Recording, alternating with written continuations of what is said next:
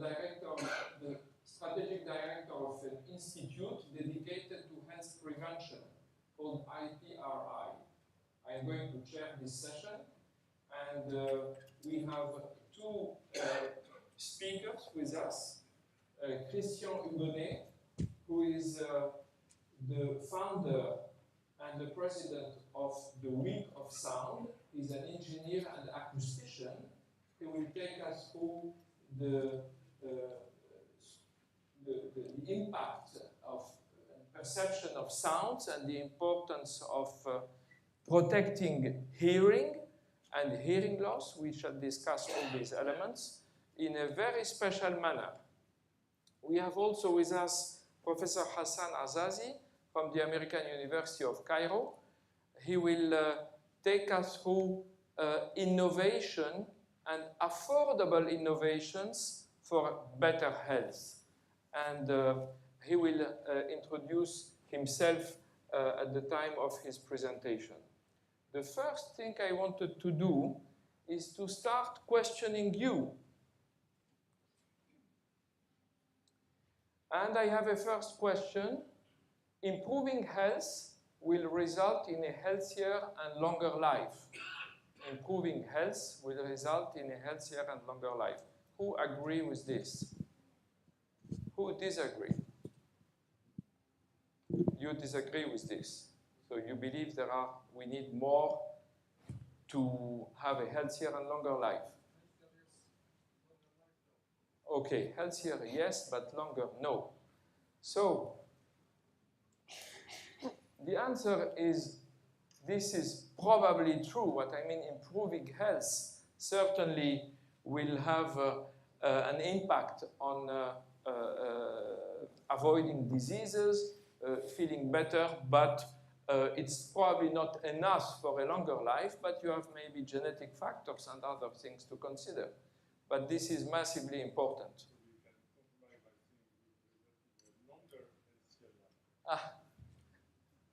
Absolutely. The second question is, prevention is the most effective approach to reach the target of a healthier and longer life. Who believes that this is true? So you believe in prevention. Who believes that this is wrong? So most people believe that prevention, which means everything you do to avoid being sick, is probably the most effective approach, and this is perfectly true. Now, I made these pictures in a restaurant not far from here. Respecting choices is the right method for an effective prevention of lung cancer. I repeat, respecting choices is the right method for an effective prevention of lung cancer. Who believes that this is right? Who believes that this is wrong? Fortunately, some people believe that this is wrong. Because if you respect choices, means you open the door for people to smoke, even in protected environment, but you are not helping them. You are not giving them directions. So again, I believe that this image is a wrong image. Another question, vaccines, screening for cancer, diabetes, chemoprevention, and lifestyles are the pillars of global prevention. Okay, if you combine everything here, vaccines, screenings, chemoprevention, lifestyles, you have everything you need for a global individual prevention. Who agree with this? Okay. Again, this is perfectly true. If you have an isolated attitude, so you work only on prevention, but you have no control on your addictions, on alcohol, on tobacco, then you are in trouble. The World Health Organization predicts 1.1 billion individuals with disabling acquired hearing loss by 2030. Disabling means you are not comfortable in your day-to-day life. Acquired means it's not genetic, it's not babies born with hearing loss, it's acquired. And hearing loss, you have different levels of hearing loss, of course. This prediction is terrible. 1.1 billion individuals having this disabling acquired hearing loss. Who believes that this is a correct number? Who believes that this is too much? Probably will never happen. Yeah, 1.1 billion, imagine. Huh? The problem is that this is true. And WHO launched a campaign for this, and you can download this brochure for free on the WHO website. It's in all languages. It's a wonderful brochure. Please look at it. And as you know, in many countries, young generation is using headsets to listen to music, very loud, and this is devastating for the internal ear. And today, our speaker, Christian Hugonnet, who created La Semaine du Son, the Week of Sound, will take us through perceptions, listening, the importance of all these elements. And you'll see and discover and learn many things. One more question. Innovative diagnostics for detection of heavy burden infections and cancer are promising to improve health. Again, innovation in diagnostic methods will improve health. Who believe that this is correct? Yes, of course. And this is correct, and we are happy to have Hassan Azazi, who is going to take us through these with examples. And on the top of this, it's not only making innovations, but making innovation affordable. So this is something we need to consider. One more, in the large majority of instances, means international organizations, the recommendations for prevention have been completely scientifically based. I repeat, in large majority of healthcare organizations, instances, the recommendations for prevention have been completely scientifically based. Who believe in this room that international recommendations are scientifically based? Mm-hmm. Who believes that in most cases it's not the case? Okay, the room is uncertain. So it is not scientifically based, at least not enough. Of course, there is science behind, but we need this, and this is a message from the key speaker who was not able to fly because he is sick, Professor Peter Boyle, who published a lot in this field. So this sentence is coming from his presentation I am going to deliver on his behalf in about 1 minute. So again, he apologized. Yesterday we received the final message he is not flying, and I shall introduce now his presentation.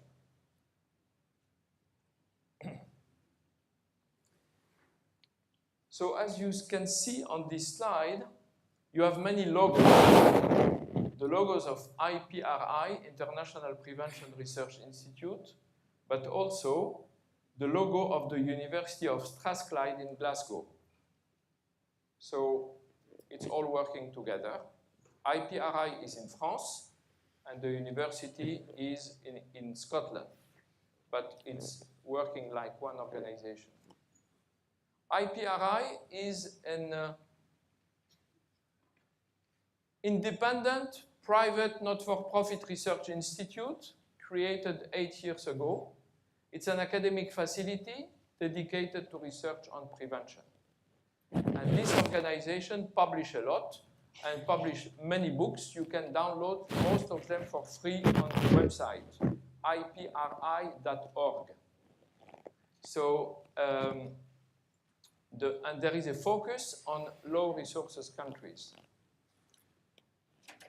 Many researchers, you can come from more than all around the world, really, like 25 different countries. And these are the type of work done with pharmacoepidemiology studies, lectures, and we have also students for internship you can apply. So Professor Boyle is telling us that it's his type of humor, I believe. Life is a sexually transmitted disease which is invariably fatal. And health is more than the absence of sickness. So the scope of prevention is really lifestyle action or medications for healthy persons. We are talking about people who are not sick and making choices in terms of lifestyle and medications. But of course, there are also treatments to avoid having serious conditions, antihypertensive drugs or aspirin or drugs for pre-diabetes conditions to avoid becoming a real diabetic patient. 3 examples to show that prevention can work. One is in the field of cancer. It's the example of the European Code Against Cancer with scientific-based recommendations for reducing cancer incidence and mortality. It has been developed by Professor Boyle started in 1987.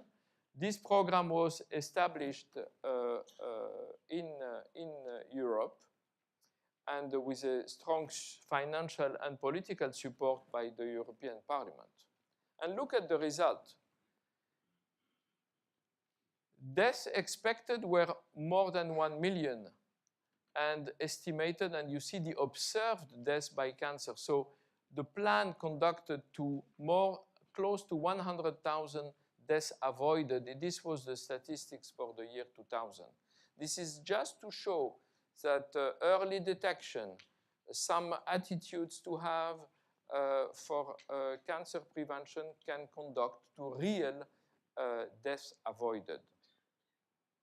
If you take acute myocardial infarction in the US, these are also statistics about the use of doing a regular blood pressure control and prescription of statin and aspirin, low-dose aspirin, as you know.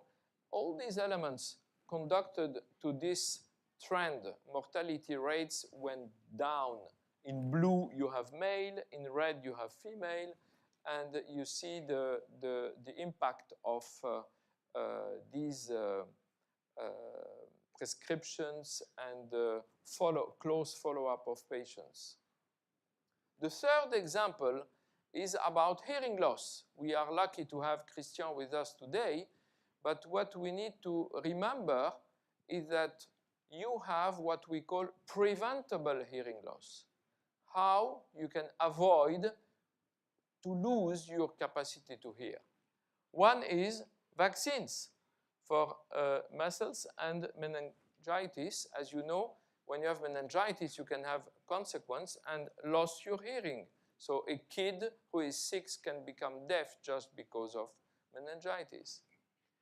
Diagnosis and treatment of chronic suppurative otitis media. As you know, when you have infection, chronic infection in the ear, you have a slow destruction of the middle ear. Then you have drugs which are ototoxic. Especially you have some cancer drugs, some antibiotics. There are more than 200 drugs with ototoxic impact. So just remember this number, and the most important is to avoid these drugs or to measure the level of your hearing before and after the treatment. The most important for us, and especially for you, very young in this room, is safe listening. Safe listening when you listen to music and when you are in loud environments. This is really something where you can act yourself every day.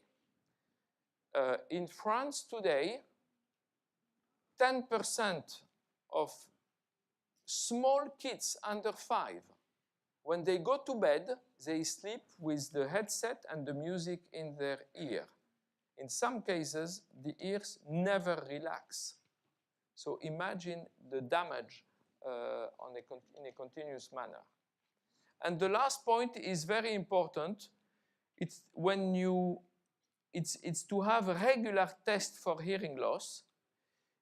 And in case you have hearing loss, you must wear hearing aid.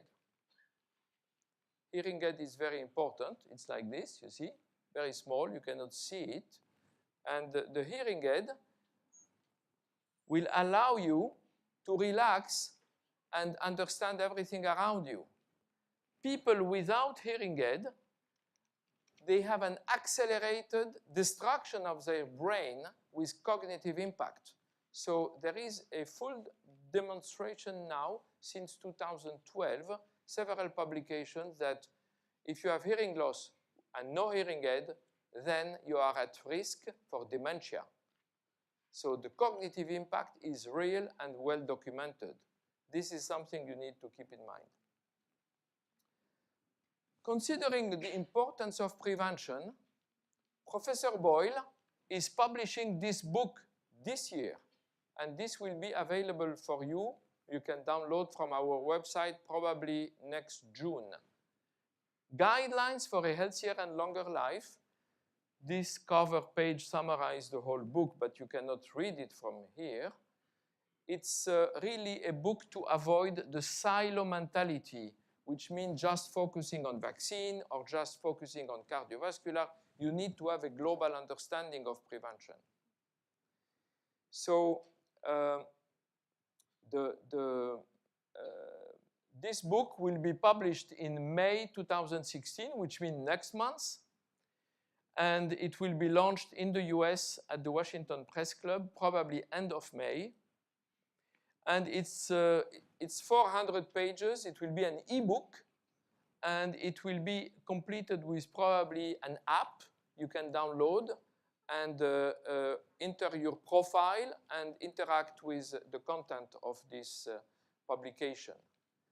This publication will cover all these topics: lifestyle, tobacco, alcohol, nutrition, physical activity, overweight, ultraviolet, you know, the impact of sun on melanoma, breastfeeding, all the type of cancer screening, screening of other diabetic retinopathy, hearing loss, aortic aneurysm, screening for cardiometabolic diseases, for diabetes, all type of chemo prevention also available, and also all type of vaccines. So imagine the combination of this knowledge, very up to date, you can use in your activities, in your day-to-day life, and share this with your families and the environment. So the book will be supported by Facebook, Twitter, an app, and more. So this is important to use new channels and different languages, hopefully in Arabic soon. For the moment, it will be in English, French, and Spanish. So this is the final message of Professor Boyle, that prevention is better than healing because it saves the labor of being sick. So he thanks you. I was the speaker, but he is the one who built this presentation.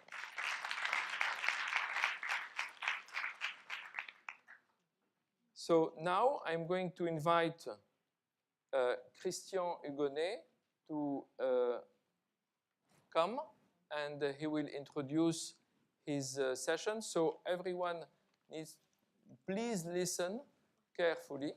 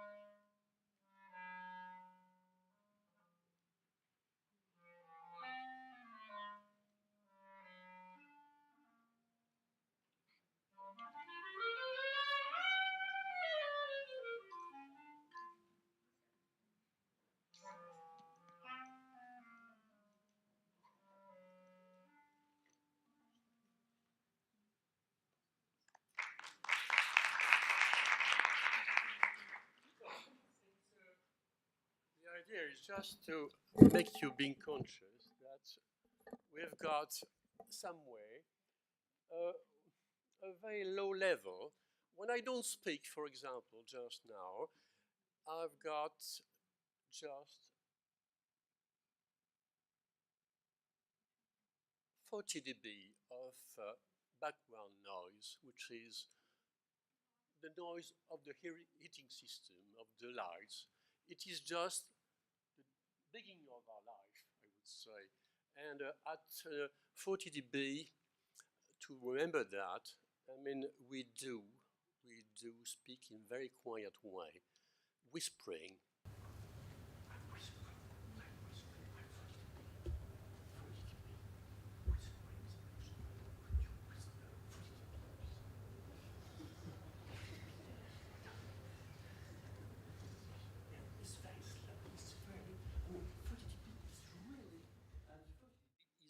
The base, the beginning of the life, I would say. At 50 dB, 50 dB is a bit louder. I'm speaking at 50 dB.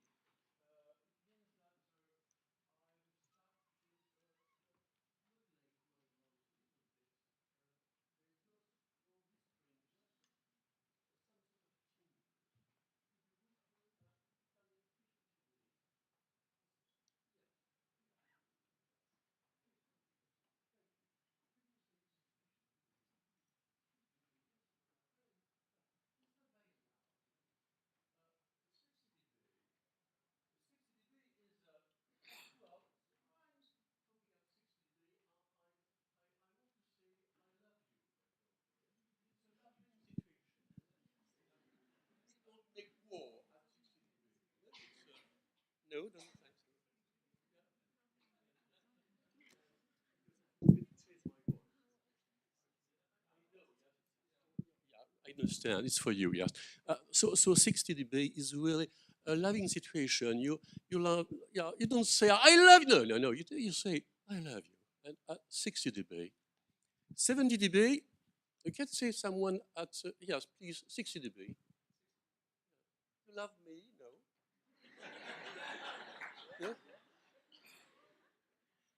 Oh, I love you. 60 dB. Could you say 60 dB? Yes, louder. Yeah, good. Better. 70 dB is some sort of, well, normal situation. You speak at 70 dB. 70 dB means that you've got something to say anyway. You've got to say something to say. You've got to talk at 70 dB. Could you tell me something at 70 dB? Yeah, right. Well, you could say that at 70 also. Not only 60. Fine. 70 dB, yes? Could you tell me something 70 dB, please? Yes, you've got to exist anyway, yes. 80 dB is someone who's got some problem of hearing sometime. Could you tell me something at, no, not you, but someone else. Please, you have a good voice. It's 80 dB. Yes. It means that you become angry sometimes. You're not very pleasant. I mean, you've got to say something, and you've got in front of you someone who tells you something wrong, so you can reply at 80 dB. Yeah. Please. Yeah, what do you say? Yeah. 90 dB.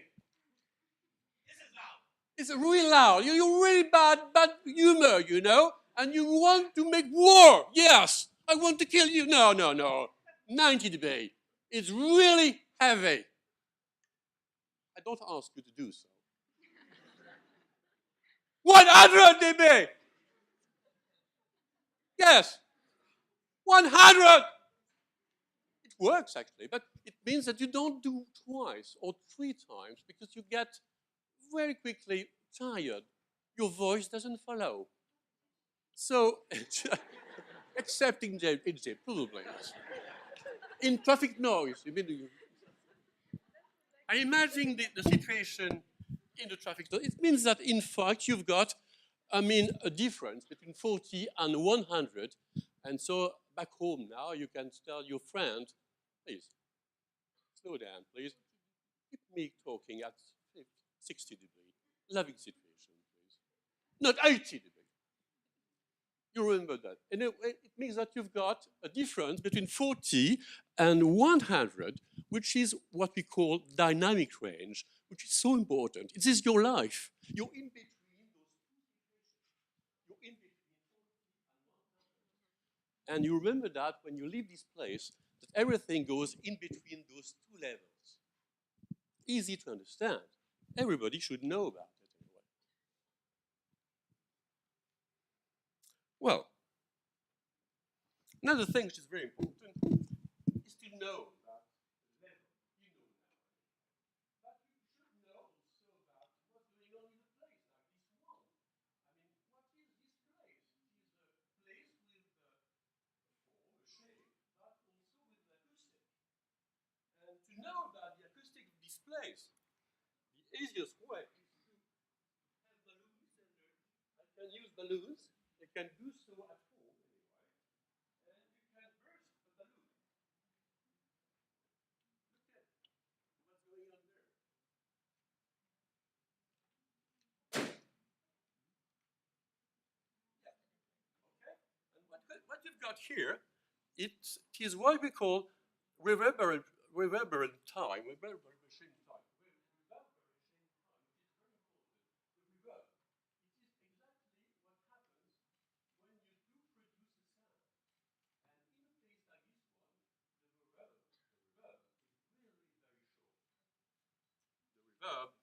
Is very, very short.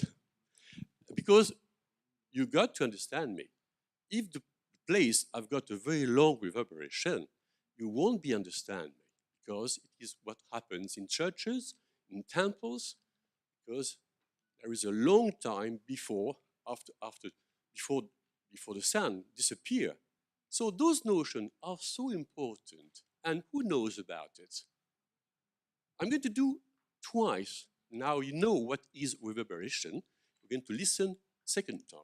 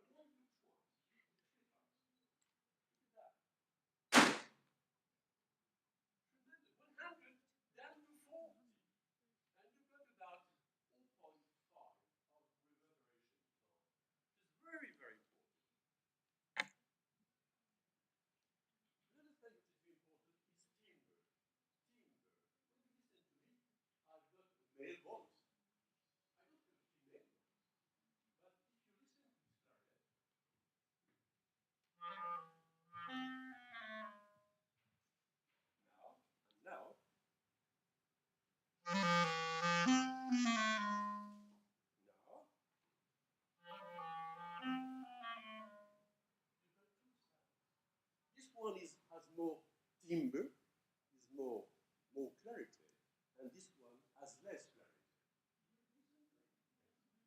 It's a big difference.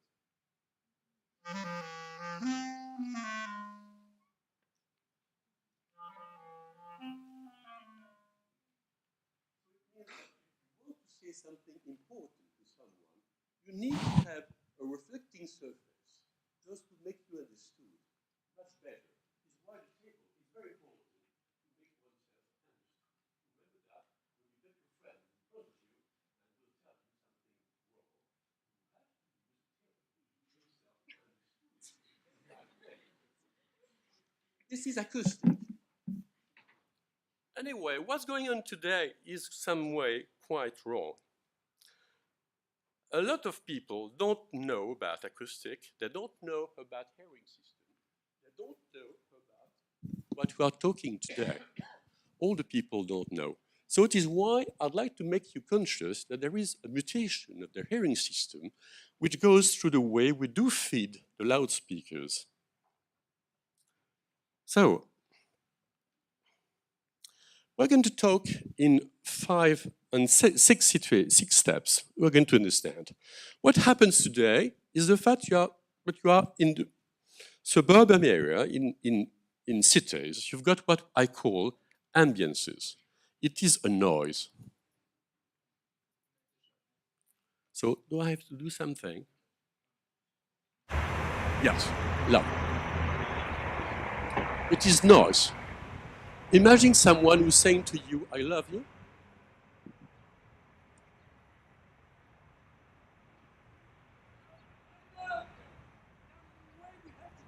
Inside the city. So it means that in a city, you cannot do very quiet things. You cannot say in a very quiet way. You cannot talk in a very quiet way. You don't even listen to the people walking. Again,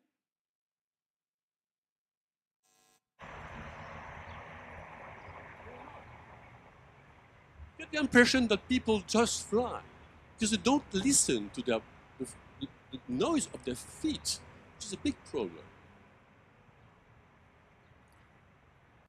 You don't even listen to the leaves going down, falling down. So all those micro sounds don't exist anymore in the towns. So it makes a lot of things. It makes a big difference with the past, with the countryside, where people do listen to very tiny sounds.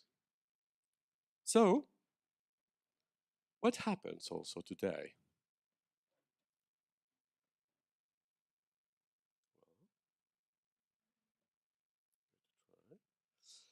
Bad acoustic of public places, schools, commercial centers, railway station. You know that. Look at, listen.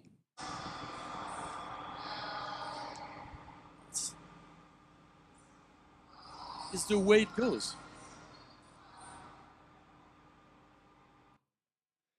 And it is your surrounding, everyday surrounding. You know that. It does exist in France, so it should be existing also somewhere in your country. Anyway, I suppose so. Well, the mediocrity of kids of tones, of cell phones and toys for kids. You know those toys who are hanging under little bag of the kids, and the kids are sleeping. They're just arriving on this earth, and suddenly they've got those silly, completely silly sound. Listen. C'est l'heure du concert. Do, ré, mi, It's ridiculous. It's just ridiculous. It's a very tiny sound. There is no bass, no high frequencies, no movement, no dynamic range, nothing. Another one. Just as silly as the first one. And we just imagine the baby in his bed saying, no, please, stop now. I don't want to go further on this life. I mean, I didn't demand anything. I just want to be peaceful. Thank you so much. Okay? Forget me. Okay? And another one, and which is bad also, it's, please, yeah? Okay. Doesn't want to go. Even worse. Imagine that little baby. I mean, it could be female or male. It doesn't make a difference anyway. It gets silly from scratch. I mean, from the beginning of his life. And even you've got some very sad sounds. He was going to cry now. He's bad and he's very sad. You know? There's nothing to be listening about anyway. So it is the way, I mean, you just imagine life, I mean, for those little kids arriving on this earth. And then what they're going to do, we're just going to use, I mean, the TV sound, the radio, laptop, and MP3. And how does it sound? 50 000 manifestants total et 7 000 tracteurs. The sound is awful again.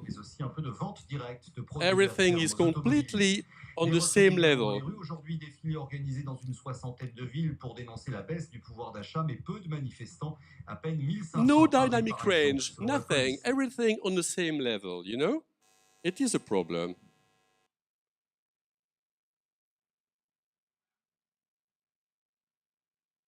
And another one, sorry.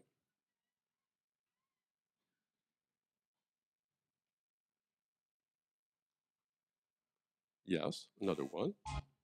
Sur l'ensemble de la journée, avec quelques éclaircies ce matin, il fera 10 degrés. Cet après-midi, les températures seront fraîches avec 13 degrés et un léger vent du nord pour vous caresser la nuque. Bon réveil. Well, it's as bad as the first one, anyway. So there is nothing to change about it. Oh, some trouble with my demonstration. Yes. Okay. Anyway, okay, thank you so much. Okay, and we're going to continue this way. And there is another problem, which is what I call the lack of references also, the loss of one's audio references.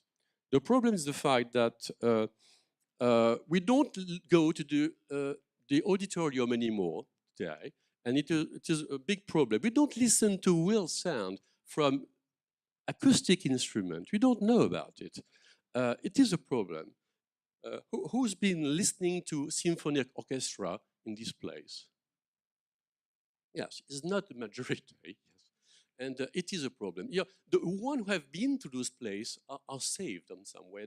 They know about the real sound. But the one who don't know, never been to this kind of place, don't know how it sounds, the clarinet. I mean, they know about it now, but they don't know about the violin or any kinds of instrument. It is a problem. And the other problem is the fact that there is a development of amplified music also, and the loudspeaker becomes the instrument. So it means that you listen to your headphones or go to cabaret or any kinds of music places. Everything is through headphones. So my concern is the fact that, of course, the loudspeaker has taken the part of the music of the instrument. So behind that, there is a commercial approach. What's going to happen? I mean, those people know how to get your money anyway, and they understand that make you listen a message in the most noisy places. Even if there is a noise, you're going to listen to what has been said. So we're going to listen. So you can listen even if there is a big of noise. We're going to listen what's going on, which has to be told to you. And it is a problem. And now we're going to understand how does it work. It works this way. It works like, it was my clarinet in here, for example. It was just like a house, voyez? And it is, we've got a big dynamic range between 40 to 100. And in here, you've got just a very, very narrow dynamic range of sound because you've pushed everything to the top, just in such a way that the background noise would be below. So you can understand everything in spite of the fact there is a bit of noise all over the place. Here's a problem. So listen to original sound, and then you'll be listening to what I call a compressed sound, compression. Dynamic. So listen to the first one. Very nice. We've got a bell coming from a long way. And then you've got music coming up.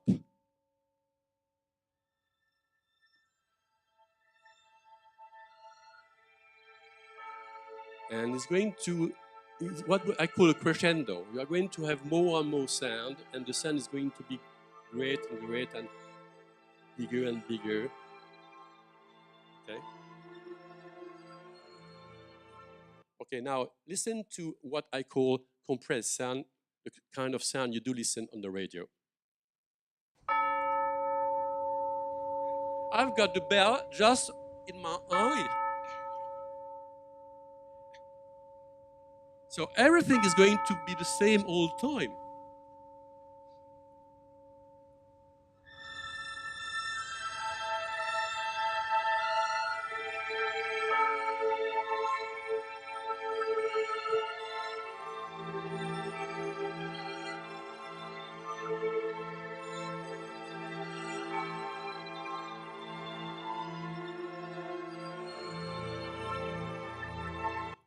Okay?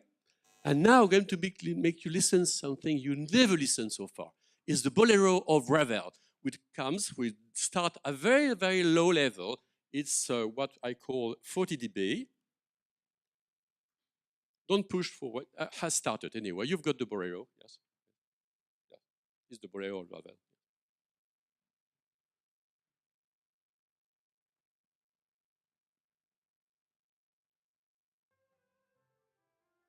Yes, it's the very little. The very beginning of the barrel starts at 40 dB. So you've got to have a very silent situation to be listening to it. Otherwise, you don't listen anything. Okay? And now, yes, but it takes time to get higher and higher, of course, yes. And now I'm going to make you listen to the Bolero of Ravel from scratch with the compression. Yes. You've got it.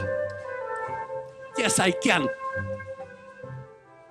You got the Bolero from scratch to the end, and it doesn't have any movement, any difference of length. It's quite useful when you drive, you know, especially in Egypt. Yes, and it works. But in the end, it ruins a little bit your hearing system anyway. And you know, the problem is to eliminate you must know that the hearing has no highlights, so it means a lot. So it means that in the end, I mean, everybody can get into your hearing system without having to knock at the door. So people involved in commercial area do know about it anyway. And the only problems about it is the fact that the compression has no micro silence. So it means that, listen to this music. Original.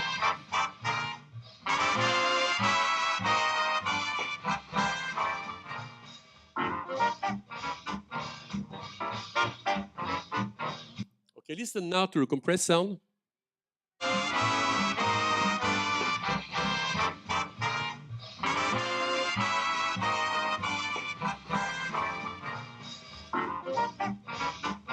So there is no breathing. So it means that when you listen to this kind of sound, you don't have time to breathe. And then you've got the addiction, which is worse. You get used to listen to music that tend to be systematically compressed. And then you prefer the compressed sound. Listen.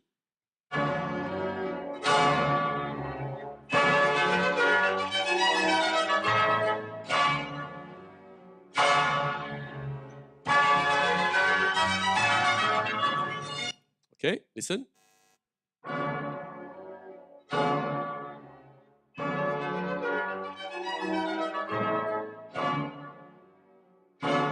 Who is the compressed sound, the first or the second? Who is for the first? Of course, yes. But don't you think the first is better? More pinchy? Of course, yes. No. I prefer the second too, but it takes time to listen also. Listen to this one.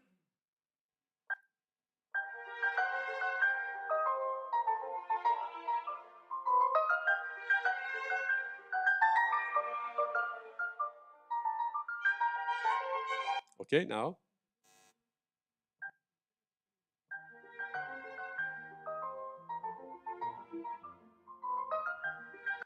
Was the compressed one the first or the second? Yes, you're really good actually. It means that you've got good hearing.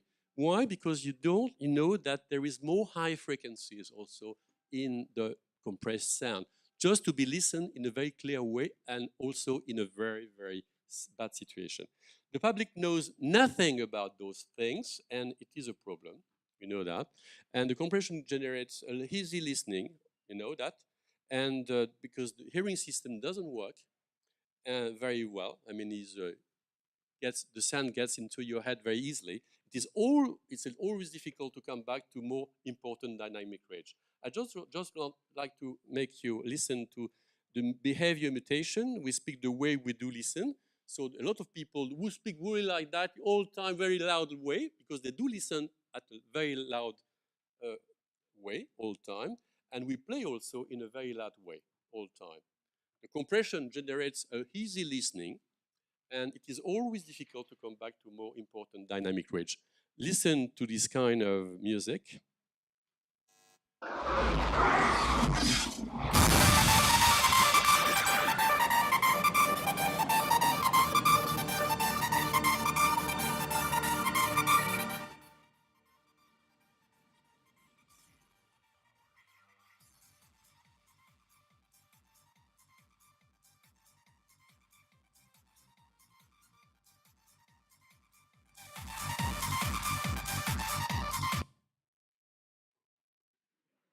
It's good to stop also. But it does exist everywhere. You know, there is nothing, just completely linear. There is no movement. But when you listen to it, you got the impression there is some movement, but there is no movement, in fact. It is a problem anyway.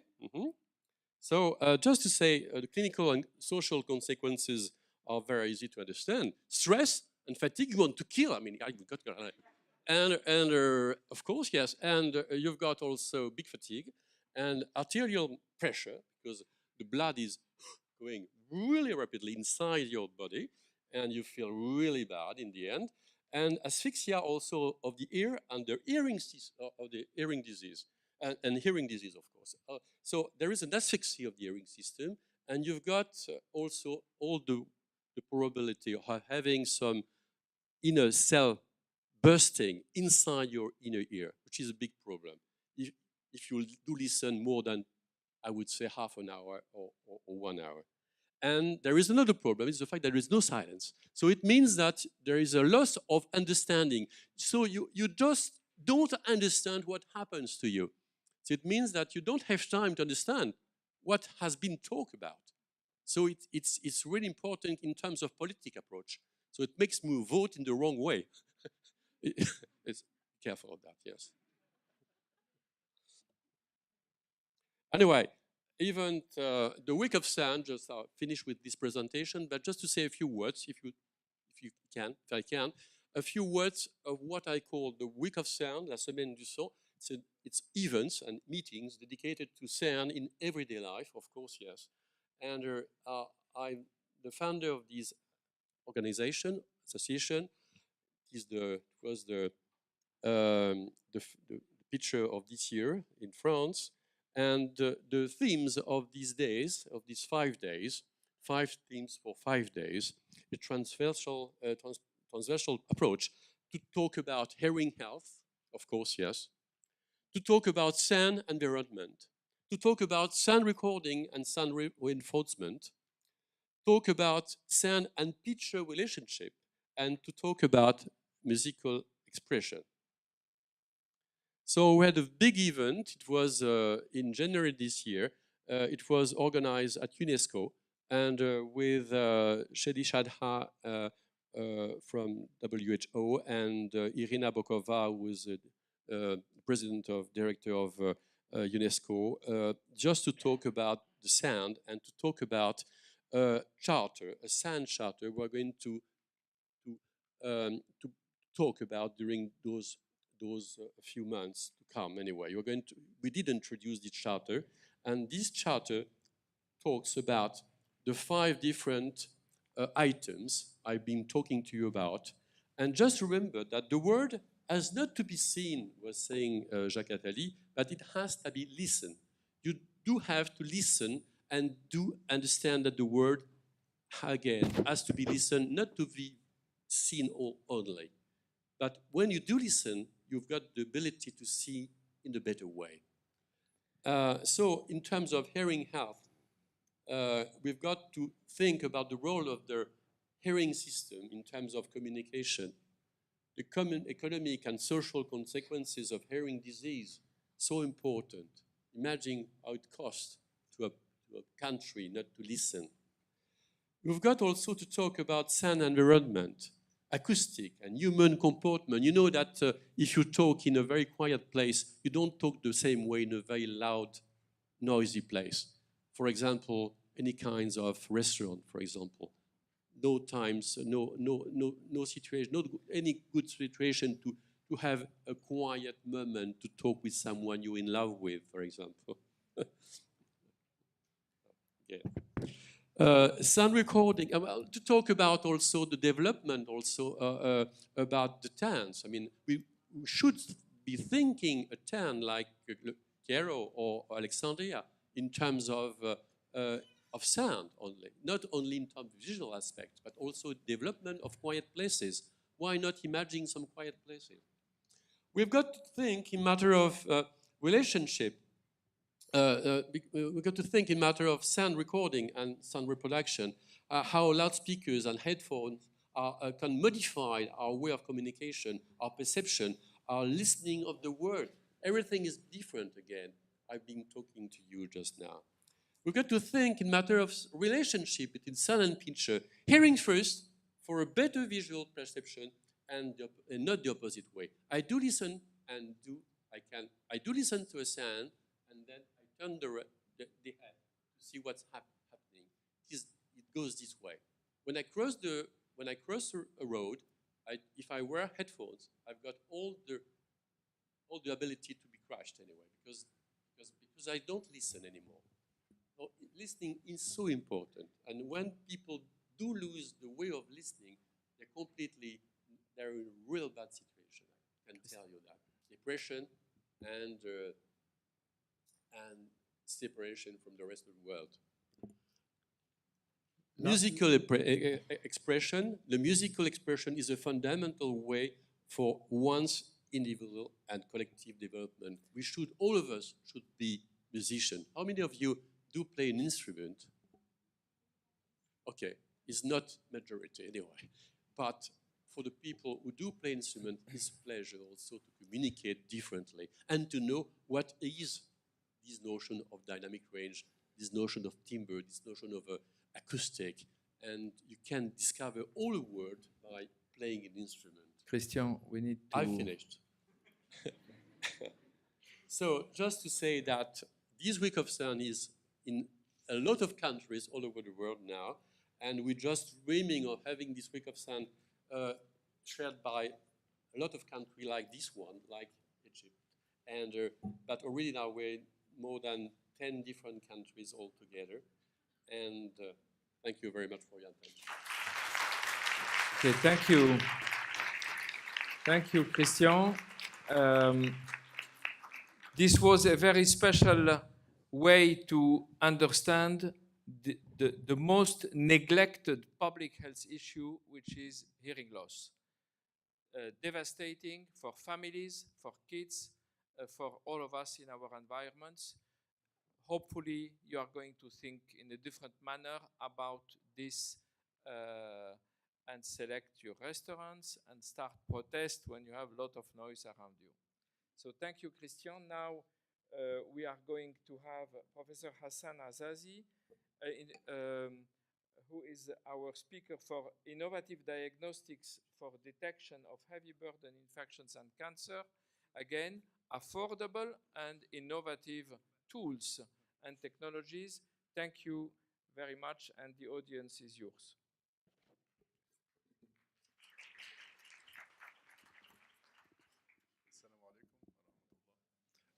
It is my great pleasure to be here today, and I thank very much the organizing committee and Professor Faham for inviting me to join BioVision, a meeting that I adore and I really respect very much. It brings high caliber speakers and very large number of audience, and I hope that this event will continue and become more successful. Thanks, Professor. Today, I will speak about innovative diagnostics for detection of heavy burden infection and cancer. I will try to speak at 70 dB, so Professor Christian will be happy with me. I will not blow up balloons or play clarinet or anything. So, and actually, I will take you in a very probably swift change, maybe 360 degrees of change in events to innovation and technology. I don't have much time, so I will try to explain the entire lecture in a single slide, and then we will try to just provide some details. Today, we will speak briefly or just remind ourselves about the heavy burden of infection and cancer. The economic burden, the health burden, the morbidity and mortality, security issues, and so on. Then we will ask the question, could affordable early detection dramatically reduce the burden of infectious disease as well as cancer? And then if the answer was yes, then why don't we test earlier and more frequent?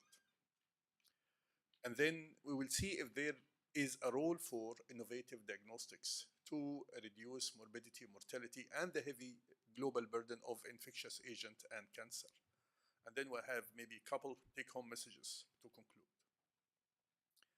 Hepatitis C, as you know, infects 1 in 5 Egyptians, and probably 150 to 170 million globally. It leads to liver failure, 500,000 deaths per year, and thanks very much to the recent drugs, which is direct-acting antivirals, Sovaldi, Harvoni, all the new generation of direct-acting antivirus, this disease can be managed.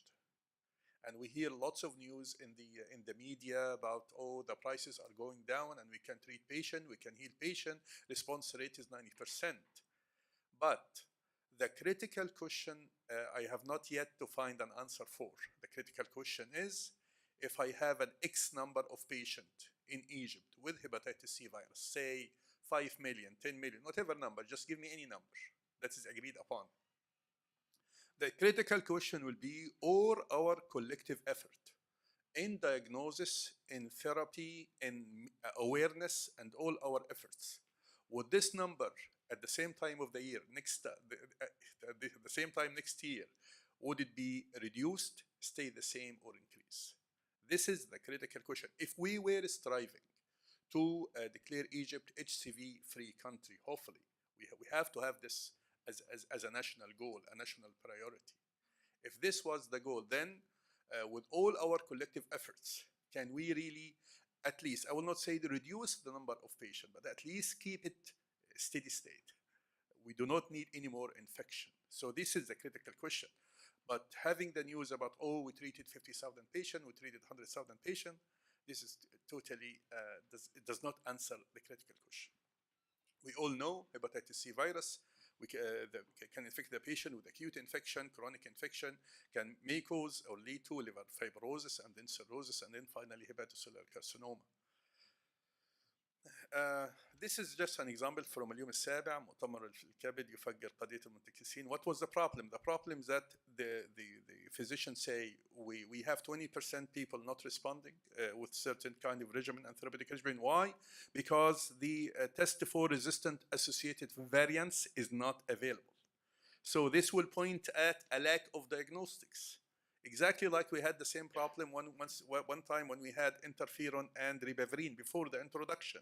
We also needed to do a test for interleukin 28B, which is the key that will determine whether or not the patient will respond to interferon therapy. We did not do this test because it was very expensive, and we just give the patient interferon and ribavirin, making the patient going through a heck of side effects, a great expense, and unneeded therapy.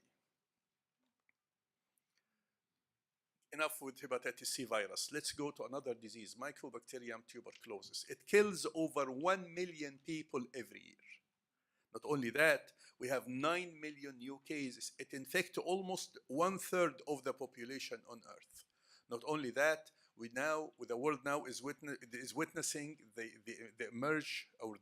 emergence of global drug-resistant strains, which do not respond to any kind of antibiotics, which is a very serious problem. Well, if you want to read about the current TB diagnostics, which are endorsed by the WHO, not only that, but the forthcoming diagnostic on the short term and the long term, I strongly recommend that you read the UNITAID report 2005. This report is freely available on the internet. Just write UNITAID report 2015 for TB. You can download a very comprehensive, very thorough description of all the testing that are available for TB endorsed by WHO and the forthcoming on the short term and the long term. So testing for infectious agent can help us to detect and diagnose, can help us in genotyping. Like, as you know, in hepatitis C, we have 6 genotypes, 6 clans, 6 tribes. Of them, genotype 4 is major in Egypt.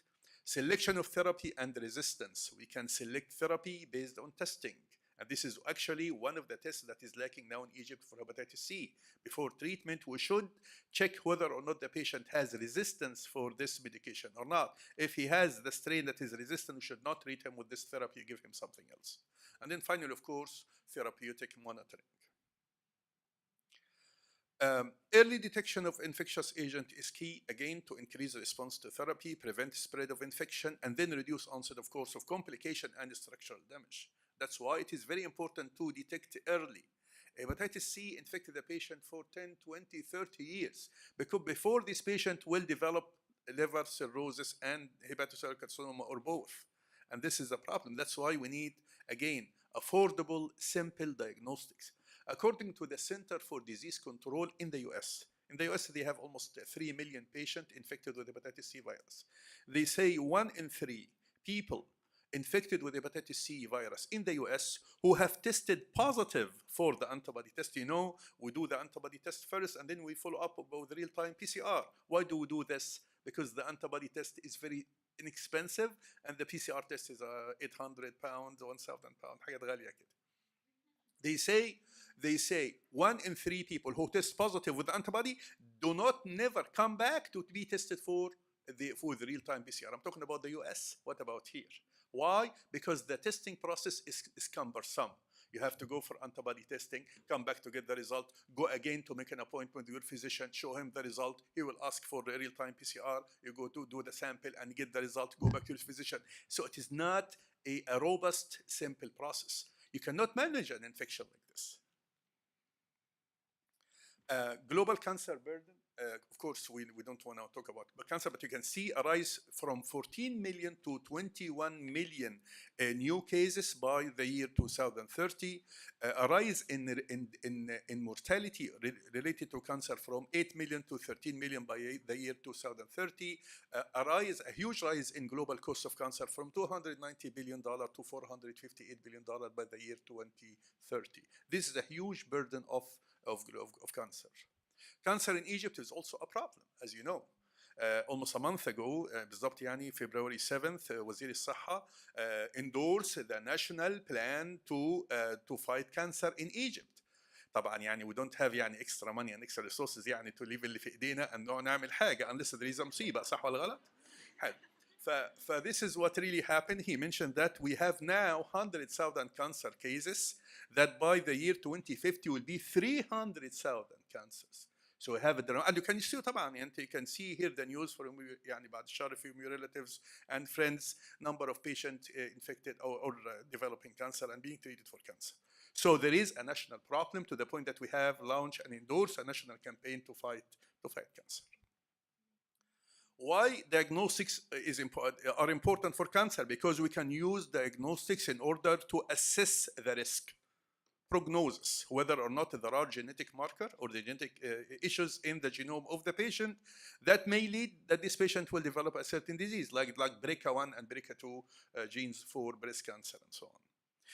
We can use diagnostic to screen for cancer. You can use this to stage and disease determination. We can use this to select therapy. We can use that diagnostic test to monitor therapy and then for follow-up care. So the testing is needed at many stages for a cancer patient and for different clinical utilities for different subpopulation of the cancer patient. So they are crucial. طيب, is early detection and affordable detection helpful? Could it really help? Is there medical evidence to support this notion? The answer is yes. Look at this. Survival rate, if the cancer detected early, is 93% for cervical cancer. But if detected late, the survival rate is 15%. The same thing for breast cancer, colon cancer, and melanoma. So you can increase the survival rate for patients if you can detect early by accurate and affordable testing to over 90%. And haram alayna. We can have 90 out of 100 people survive this disease if we can do accurate and affordable testing and, of course, early testing for cancer. So why don't we do testing? If this will save us a lot, as you can see, why don't we do testing? What are the shortcomings of current testing? 3 things. Number 1, affordability. Affordability meaning they are, number 1, expensive, and number two, complex. Some of these tests are complex, required complicated infrastructure, required highly trained staff and so on, very sophisticated reagent which might not be available at large scale, which will make the test unaffordable. Then accuracy, some of the tests, especially for tumor markers, as we know, their accuracy, which mean, by the way, the term accuracy combines 4 factors: sensitivity, specificity, negative predictive value, and positive predictive value in a single equation. So this term really is comprehensive and really tells you whether or not the test is good or not. And then finally, the complexity. Okay, so we understood the burden of this disease, infectious agent as well as cancer. We know the current testing is not enough. We know that if we can provide early and affordable diagnostics, we can help these patients, and we can actually alleviate a great deal of this global burden of the disease. So can technology help us? We have 3 things. We have nanodiagnostics, we have robotics, we have full automated system, and chips and smartphones. These are the criteria for the ideal test. We call it the assured criteria. Means affordable, sensitive, specific, user-friendly, rapid, equipment-free, and deliverable to those who need it. For nanoparticles like gold nanoparticles, and probably I have given a lecture about this before, you can see the gold nanoparticles, particle at the nanoscale behave in a different way. They will develop a unique physical and chemical property that are different from the same element in the bulk state. You can see gold nanoparticle at the nanometer scale between 10 to 15 nanometer, 20 nanometer, they are red in color. But if they aggregate, this color change to blue, which will allow us to develop a qualitative test, colorimetric test. I can use my eye as a detector to detect the presence of the disease. Not only that, if you move to the larger size of gold nanoparticle, 40 to 80 nanometer, we can use gold nanoparticle to quench fluorescence. So we can attach a gold nanoparticle to the at one terminus of an oligonucleotide and then a fluorophore. The fluorescence here will be quenched by the gold nanoparticle, but if the target DNA of a bacteria, of a virus, of a cancer tumor marker, أي حاجة, is present, what will happen? Hybridization will happen, pushing away the fluorophore from the gold nanoparticle, and you can detect fluorescence. We have developed a simple assay to utilize the colorimetric property red to blue shift of the gold nanoparticle, and we have used this to develop an assay to detect RNA of hepatitis C virus without the need for real-time for PCR. So we eliminate the need for thermal cycle, we eliminate the need for expensive enzyme and the need for -80 freezer in order to save this enzyme and all the complicated infrastructure that comes with real-time PCR technology. We have developed now a 2-arm solution, and we develop a company, a company called Leukemia, as you may know. It is now consists of a chemical formula that is made of the gold nanoparticle and genomic sequence and other chemicals. Not only that, in the last 6 months, we have developed a robotic system, a fully robotic system to do 6 functions. It can do automatic pipetting and move in the 3 directions. Not only that, it can do mixing, it can do shaking, it can do centrifugation up to 14,000 RPM, it can do magnetic nanoparticle separation, and after this, بعد ما بيخلص بقى خالص, بيعمل self-sterilization من our ultraviolet and self-sterilize itself. And we have won first place for this system in Abu Dhabi from the Minister of Commerce. This was actually 2 months ago. For TB, we use the same thing. These, يا جماعة, are platform technologies, can be used for detection of viruses, for bacteria, for genetic marker. It doesn't make a difference. I will not go through this complicated slide, but we have developed a similar test for detection of TB DNA, very inexpensive and very accurate. Not only that, we have developed another test utilizing the fluorescent quenching ability of gold nanoparticles. You can see that you can have actually a cut-off line to differentiate between MTB positive and MTB negative samples, as well as smegmatis and HR37.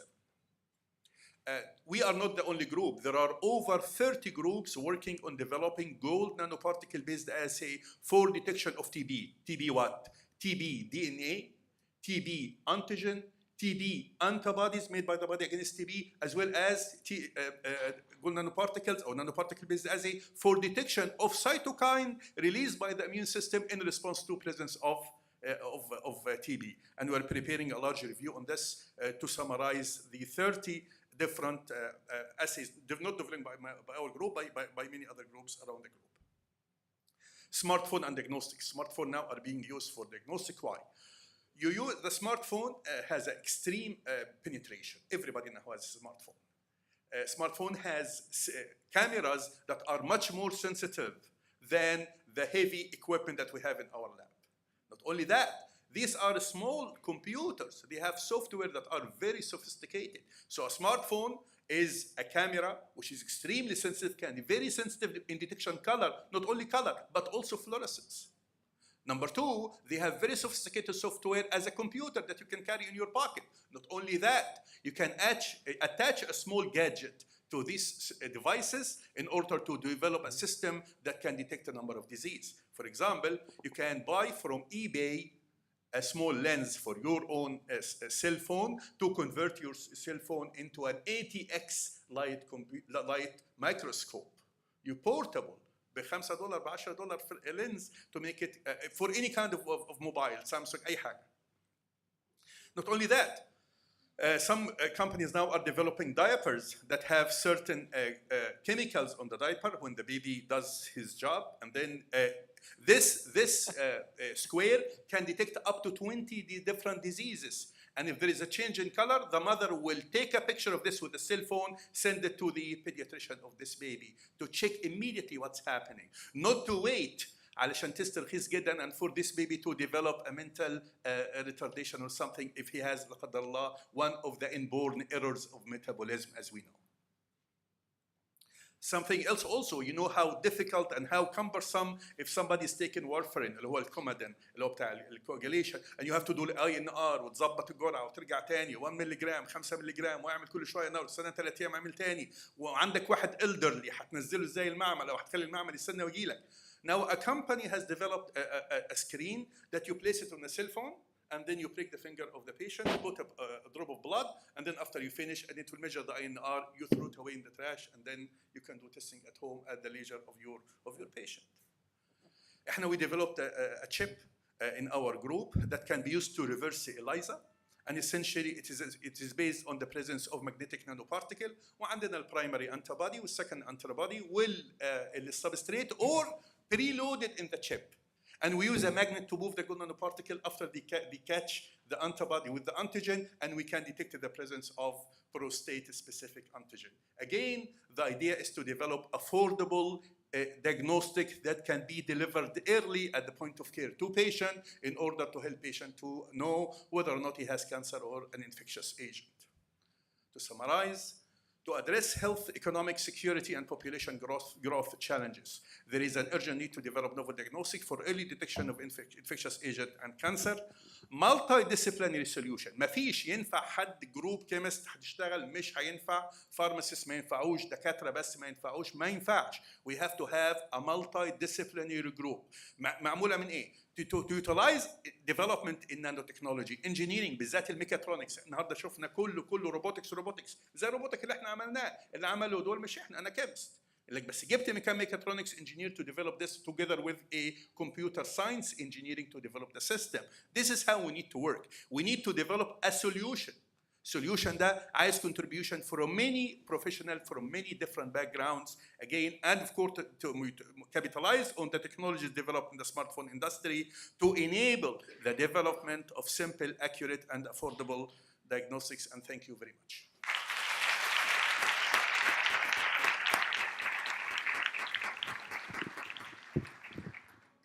شكرا جزيلا Professor Azazi.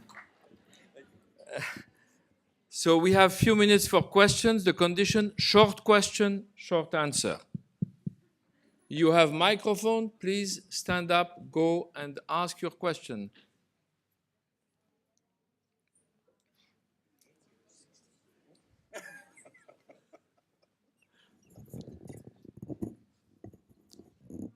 You are fully satisfied.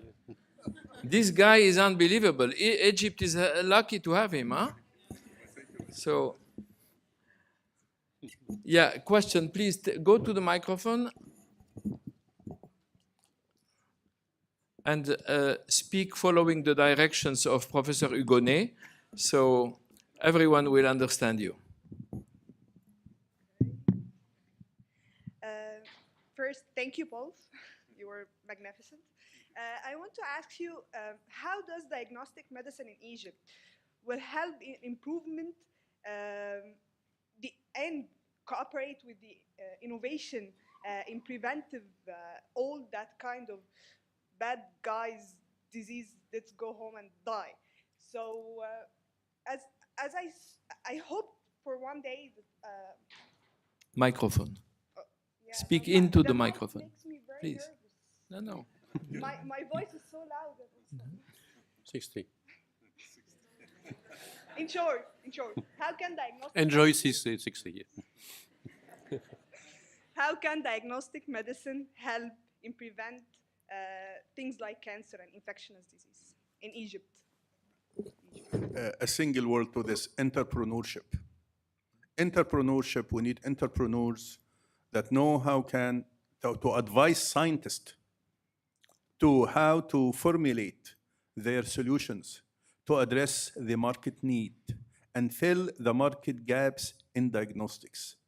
And they know where to get funding, and you know how to advise and how to moderate science. So science usually are in ivory towers. They don't think of the market. They think they are very bright, and whatever they develop should work. It's not true. So we need to identify market gaps, identify the patient population who would benefit, and again, we develop diagnostic for the local market with an eye on the global market. Why? Because we need to develop a solution to address the problem, to relieve the pain, and generate income and strengthen the economy. We need to contribute to know-how economy. Know-how economy by employing technology to develop solutions that can help patients in Egypt and abroad. Can I comment? Please, quick, short. Yeah. Wouldn't that turn medicine in Egypt into business, like purely business? It's all business. Yeah, it's already business, but bad business. Absolutely. No. It is business. يعني all our problems now in Egypt, as you know, are economy based. So it is all business. Not only that, food is business, and medicine is business, education is business, كل حاجة. So we need to play the game. We are lagging behind because we are not playing the game by the rules. We need to understand. You are generating income to support the economy, to create job opportunities for young men and women that need a job, and you need to contribute with solutions. And the motivation is business, because you have to make an incentive for scientists to work. Thank you. Thank you. Yeah, please go to the microphone and speak loudly. First of all, great information from the two presentations. Thanks. Unfortunately, I didn't attend the first presentation from beginning, so I want to ask what the application was used in the background. I didn't understand what the mechanism. No, for Dr. Christian. Oh, Christian, I didn't understand quite your question. Yeah. Okay. Please again. Yeah. Unfortunately, I didn't attend the lecture from the beginning, so I want to know the name of the app or application was used in presentation. Okay. You mean, please, Christian, can you show the device? It's a very special device which costs the price of a car. So you cannot download this on your iPhone. Montre-le. A quiet car, anyway. Yes. No, show the machine. The device by itself. Yeah. Yeah, I understand. Yeah, this is. Exactly it will not enter your iPhone. It's a B&K, no brand. Yes, it's a B&K sonometer. Okay, and you have also with these an application makes you having also the balance. I mean the timbre between bass, medium, and high frequencies. So you can, when I say s, for example, sound, son, in son, you've got s, and you've got o. And all together it makes son, s, high frequency, over 4 kilohertz, and o, medium frequency. So son, all together. Thank you. Thank you, Christian. Yeah, very quick. Okay, doctor, please, I want to know how to diagnose the resistance of a virus on smartphone or something like that. And the idea of replacement of ELISA on smartphone, it didn't. Okay. For the ELISA that we develop, we call it chip ELISA, and it's published in Biosensor Bioelectronics. I can give you the publication to give you all the details. That's number one. I have another publication review on many applications for the laboratory diagnostics on smartphones. My group and many other groups. There are many scenarios. And by the way, each of this application has developed an entire company based on a single application. There are many ways that you can use the cell phone camera to detect the color or fluorescence. And as I mentioned, the cell phone is not alone. The cell phone is a software, camera, and a gadget if needed. So you have a triangle, and you can play. This gadget could be anything. Could be something to hold the cells. Sometimes you can develop a flow cytometer.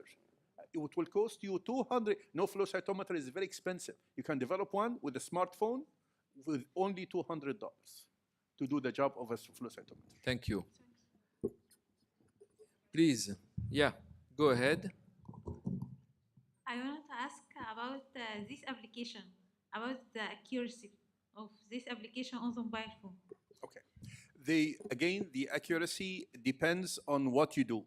So for each assay, the accuracy is, of course, a compilation of all the CVs of every single step and which antibody you're using or which DNA or which RNA and the extraction process. So actually, accuracy is a result of the entire test. But I strongly encourage you as young researcher to have this as a topic for your master degree. Instead of looking for something or a PhD degree, instead of looking something that is essentially يمشي الحال. No, try to say, oh, my PhD or my master will be to attempt to develop a diagnostic test using a smartphone for this particular disease.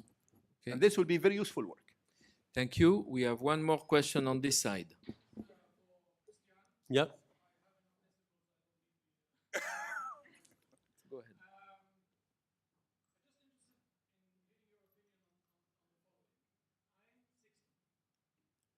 Nobody's perfect.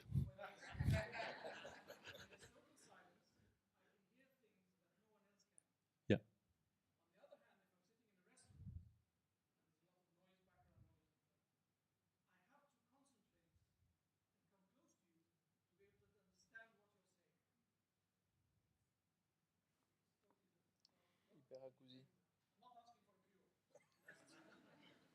No, yeah. I mean, yes, it's your turn to answer. No, we are not going to make a full examination because you need to come here and, it's not the right place. But probably you need to be tested for hyperacusis, which means that you can hear things nobody is hearing. And then, and then you are totally disturbed in a noisy environment where you have issues to distinguish the sound. So this needs some, not all audiologists are trained to do this, but you need to find a good audiologist for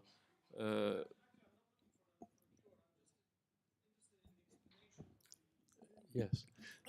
May I ask you a question? When you do listen to a loud sound, do you feel awkward? Do you think it's difficult to support when you do listen to a high level? Yes. It is why I'm saying, I'm saying that you probably have this dynamic range is 60 dB. Said that between 40 and 100, and with the age, this dynamic range reduces. So you've got at one moment the impression that there is no sound, the level is not high enough, and suddenly you would say it's too high. The level is too high. So it means that your dynamic range, and it happens to a lot of us anyway, is reducing with the age. And it means that in the end, you've got a lot of people who are 60 do feel that the level is generally too loud. But for young people, it's not a problem. No, they don't pay attention. It is a problem. Okay, so we are going to close the session. We are very happy to be with you, the three of us.